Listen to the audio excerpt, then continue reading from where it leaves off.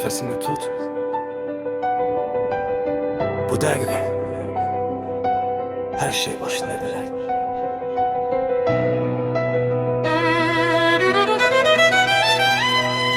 Divarlar daralır, otaq kiçilir, nəfəs kəsilir. Hər baxış yaratdım ruhumu yavaş-yavaş əsir. Sözlər boğazımda düğün deyə bilmirəm heç nəyi. Kütlə bağırır amma qulaqlarında bir lal sükunəti. Gözlərimi yumuram, qaranlıq məni özünə çəkir. Özümə gəlməliyəm çünki bu son şans məni seçir. Qorxu daxilimdəki yanar bir vulkan kimi püskürür. Bədənim buz kəsir ancaq ruhum ateşdə sürünür. Bu dərəcədədir təzyiq, beyin sanki şokdadır. Qəlbinin ritmi bu bərabərsiz döyüşdə çox təkdir. Sanki bir isim üzərində yeriyir yıxılmaq qadağan. Bu qafiyələr o ipdir, bu sözlər tək qazancım inan.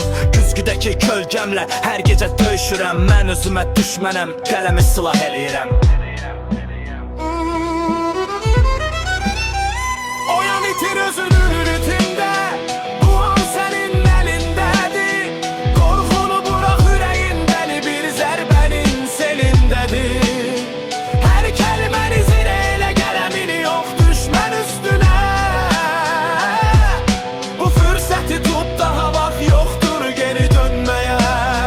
Yalnız bir atış aç, ateş aç. Geri baxmalı cəsarət etmə. Sən özünü ver, qəlbindəki o gizli gücünü nümayiş et. Bu döşəmə soyuqdu amma uşaqlığım burada keçib.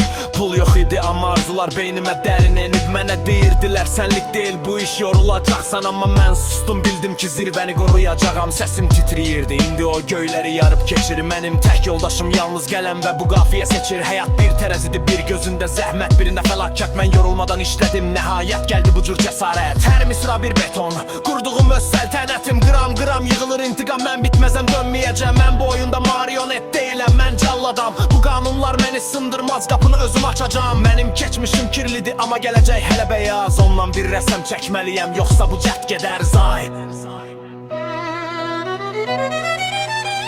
Oyan itir özünü ritmdə, bu an sənin əlindədir.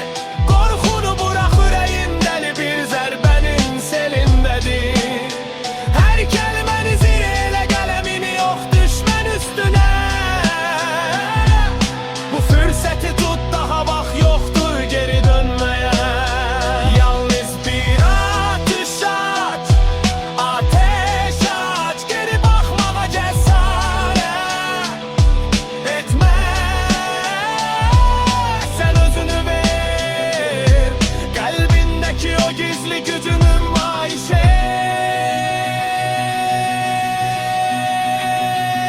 Bu artıq sona çatır, limitlər arxada qalır. Divarları sökürəm çünki beynimdə qəfəs dağılır. Bütün enerjimi yığıb tək bir nöqtəyə yönətdim mən. Qaçdım, döyüşdüm, qazandım, bu son həddəyəm qəlbimdən.